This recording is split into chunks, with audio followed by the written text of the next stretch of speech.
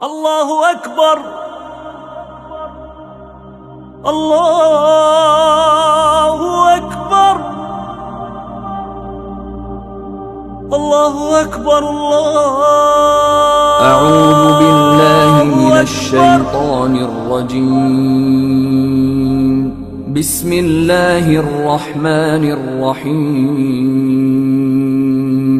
يا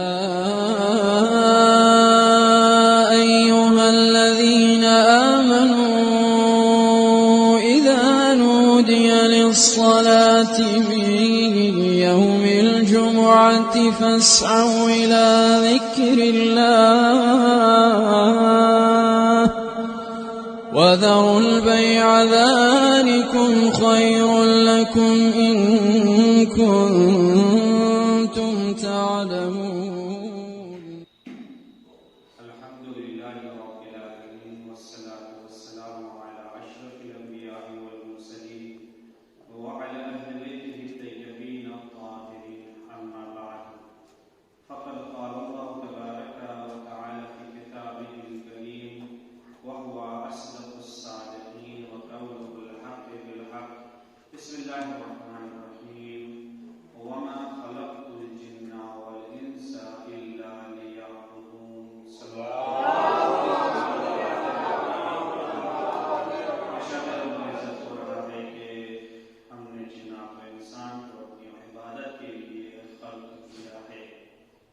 اور اس پر ہماری توجہ بھی ہونی چاہیے کہ ہماری مقصد تخلیق عبادت پروردگار ہے. ہمارا ہر کام اس کی مرضی کے لیے ہونا چاہیے.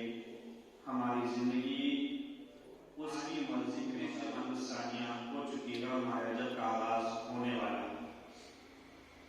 عزیزان گرامی، ماہ رجب جو کہ ایک عظیم مہینہ ہے اور یہ مہینے یعنی رجب اور شعبان کا مہینہ ہمیں آمادہ کرتا ہے کہ ہم رمضان کے لیے آمادہ ہو جائیں اور اپنے نفس کو تیار کر سکیں.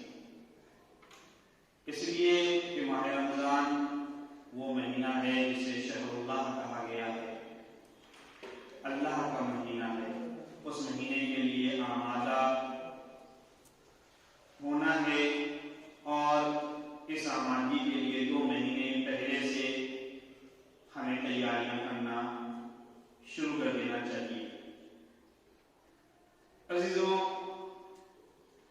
ماہ رجب کو رجب الاسد کہا جاتا ہے.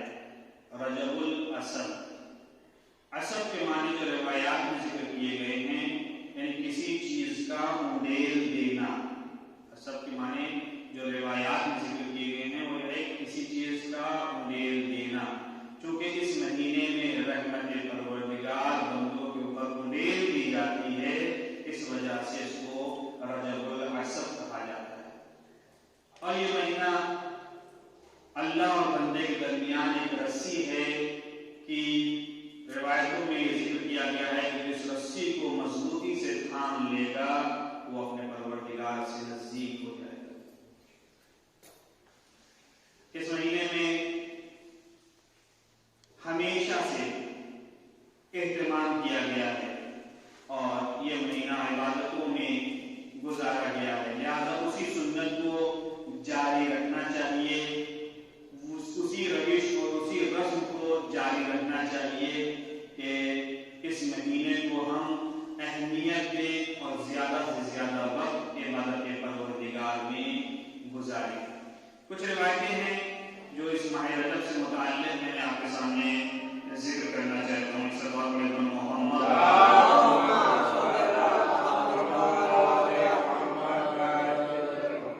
سب سے پہلی روایت جس کا مفہوم میں نے آپ کے سامنے ابھی عرض کیا وہ یہ ہے کہ جعلت هذا الشهر حبلا بيني وبين عبادي فمن اعتصم به وصل بي. کہ میں نے اس مہینے کو، شہر کا لفظ جب بھی عربی زبان میں استعمال کیا جاتا ہے تو اس کے 2 معنی ہوتے ہیں. ایک معنی مہینے کا ہے، وعلیکم السلام، صلوات علی محمد،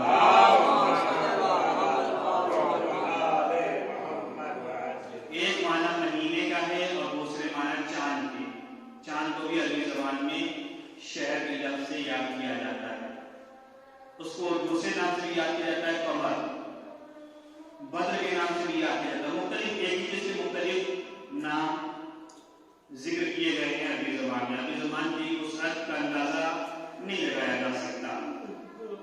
جو مہینے کا پہلا چاند ہوتا ہے اسے شہر کے لفظ اس کو شہر کے لفظ سے یاد کیا جاتا ہے, اور پھر اس کے بعد جو کنڈیشنیں ہوتی ہیں اس کے اعتبار سے اس کو قمر, اور پھر بدر, یعنی جو 14ویں کا چاند ہو جاتا ہے تو اسے بدر کہا جاتا ہے.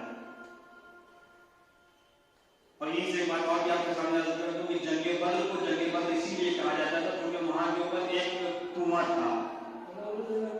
وعلیکم السلام.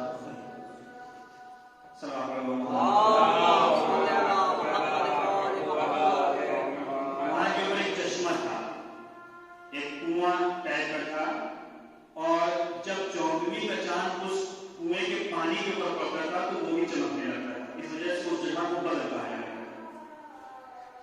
اور جنگ بدر وہی کے اوپر ہوئی ہے سن 2 ہجری میں. تو عزیزان گرامی, شہر اور قمر اور بدر یہ 3 نام ذکر کیے گئے ہیں چاند کے متعلق. تو عزیزو, یہ کہا گیا ہے کہ جعلت هذا الشهر, ہم نے اس مہینے کو قرار دیا ہے. یعنی اللہ یہ کہہ رہا, حدیث قدسی ہے کہ اللہ یہ کہہ رہا ہے کہ ہم نے اس مہینے کو قرار دیا ہے حبلم بینی و بین عبادی, اپنے اور اپنے بندوں کے درمیان ایک رسی. ہم نے اپنے اور اپنے بندوں کے درمیان ایک رسی ڈال رکھی ہے جو پمانے السماوی وسلبی, جو اس رسی کو مضبوطی سے تھام لے گا وہ مجھ تک پہنچ جائے گا, وہ مجھ تک پہنچ جائے گا.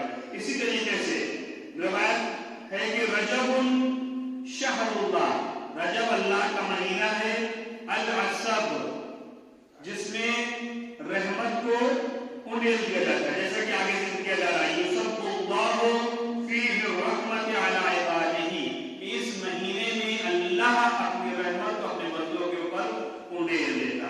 اب یہ ہمارا ضرورت ہے کہ ہم کتنا اس رحمت کو اپنے اندر جذب کر سکتے ہیں, اس پہ ہمیں توجہ دینا چاہیے. اللہ نے اس میں یہاں کے اوپر حسن صالح صاحب, مولانا حسن صالح صاحب بہت ہی خوبصورت بات کہتے ہیں. وہ یہ کہتے ہیں کہ ہمیں اپنے ذات کو پاکیزہ بنانا, ہمیں اپنے ذات کو پاکیزہ بنانا. کہنا کہ اللہ نے سارے وسائل ہمارے لیے مہیا کر دیے, سارے اسباب ہمارے لیے مہیا کر دیے, بس ہمیں ایسا ذات بنانا ہے کہ وہ ان وسائل, ان رحمتوں کو اپنے اندر کھینچ سکے. اس کی مثال وہ عرض کرتے, وہ کہتے ہیں کہ گھر میں آ کے ٹی وی رکھی ہو, گھر میں آ کے ٹی وی رکھی ہو, کیا وہ ٹی وی ایسے ہی چل جائے؟ نہیں, آپ کو اس کے لیے اینٹینا لگانا ہوگا. آسمان میں, فضا میں ساری چیزیں موجود ہیں, فضا میں سارے چینلز موجود ہیں, مگر وہ آپ کی ٹی وی میں اس وقت تک نہیں آئیں گے جب تک آپ اینٹینا نہ لگائیں. یعنی آپ کو اپنی طرف سے تیاری کرنی ہے, اور اس کے بعد پھر آپ اس بات کے منتظر رہیے کہ وہ ٹی وی اپنا کام کرے. آپ نے ٹی وی رکھ لی, اینٹینا لگا لیا, اب وہ ساری چیزوں کو کیچ کر کے آپ کو دکھائے. بس اسی طریقے سے اللہ نے فضا میں ساری چیزوں پہ, اس کائنات میں ساری چیزوں کو رکھ دیا, بس ہمیں ایسا ضرب بنانا ہے کہ وہ ان رحمتوں کو اپنے اندر جذب کر سکے. اس مہینے میں ہمیں وہی کرنا ہے, اس مہینے میں ہمیں وہی کرنا ہے. یہ مہینہ آغاز ہونے والا ہے, اس مہینے میں جتنا ہم اپنے رب کو پاکیزہ بنا سکے اتنا ہمیں پاکیزہ بنانا ہے, روزوں کے ذریعے سے پاکیزہ بنانا ہے. اس مہینے میں اگر کوئی انسان روزہ رکھتا ہے تو روایتوں میں ہے کہ اگر کوئی انسان روزہ رکھتا ہے تو آتش جہنم اسے 100 سال دور ہو جاتی ہے, آتش جہنم اسے 100 سال دور ہو جاتی ہے. تو یہ مہینہ بہت ہی بابرکت مہینہ ہے, اور اس مہینے کا آغاز بھی امام محمد باقر علیہ السلام کی ولادت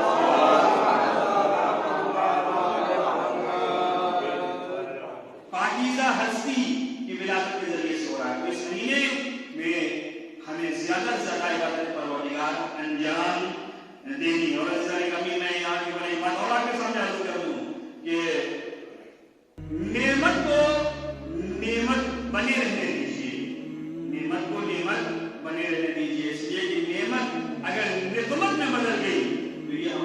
आजाद जान लग जाए। ये हमारी अज़ब है। इसके लिए आयत पेश कर रहा हूँ आपके सामने। ज़ालिका बिअन्ना अल्लाह लम यकुन मुग़य्यिरन निअमतन अनअमहा अला कौमिन हत्ता युग़य्यिरू मा बिअनफुसिहिम व अन्ना अल्लाह समीउन अलीम। याद रखो बिअन्ना अल्लाह लम यकुन मुग़य्यिरन निअमतन अनअमहा अला कौमिन। अल्लाह अगर किसी कौम को कोई नेमत अता करता है तो उस नेमत में उस वक्त तक तब्दीली नहीं करता जब तक कि वो खुद तब्दीली न करे। यानी अगर नेमत अज़ाब में बदल रही है तो उसके जिम्मेदार हम हैं, अल्लाह नहीं। उसके जिम्मेदार हम हैं, अल्लाह नहीं।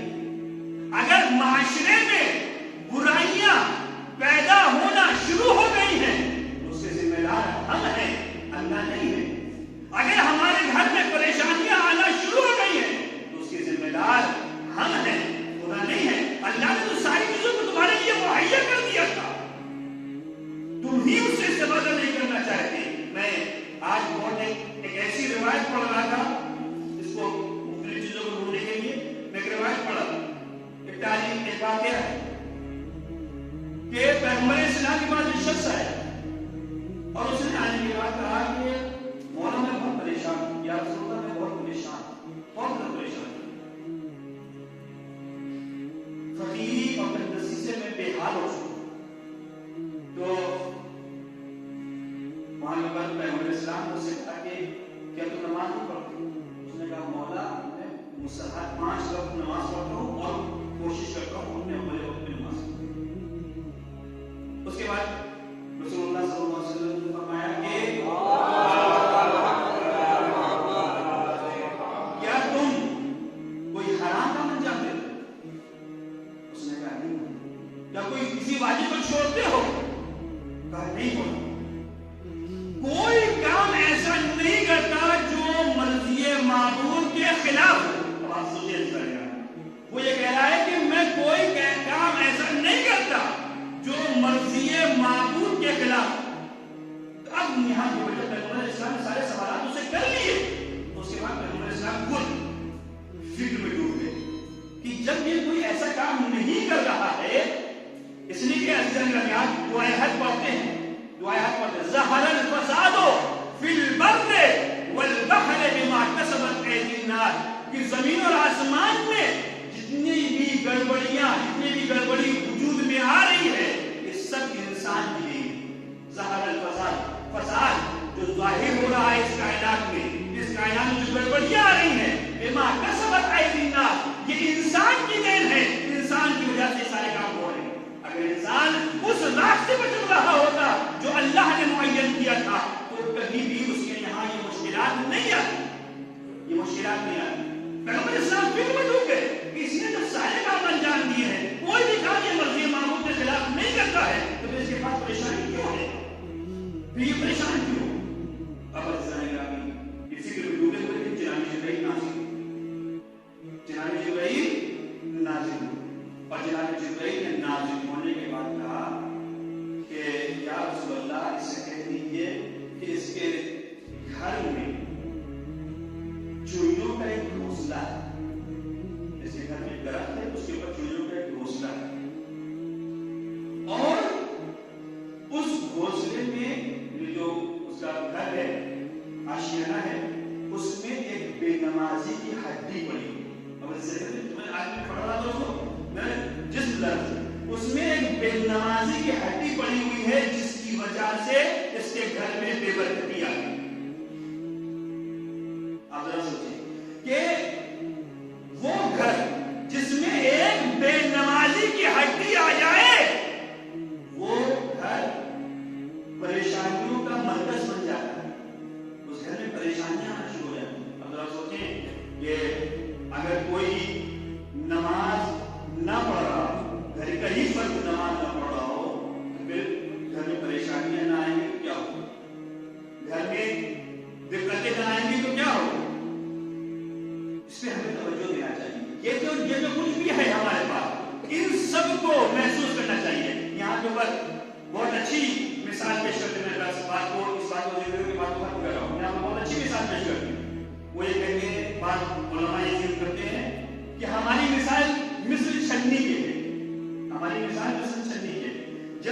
آپ کسی چھنی کو پانی کے اندر رکھیے تو چھنی بھی بھر جاتی ہے.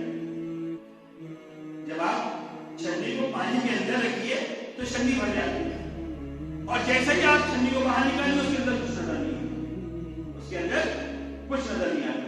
تو کہیں ہم ایسا نہ ہو جائے کہ یہ جو ماحول ہمیں فراہم ہوا اس ماحول میں ہمیں سمجھے کہ ہم نے تو بہت عبادت کر کے آتی ہے, ہم نے تو بہت سارے کام اچھے کام انجام دیے, مگر جب تک کہ وہ کام ہمارے دل اور ہمارے اندر نہیں اترے گا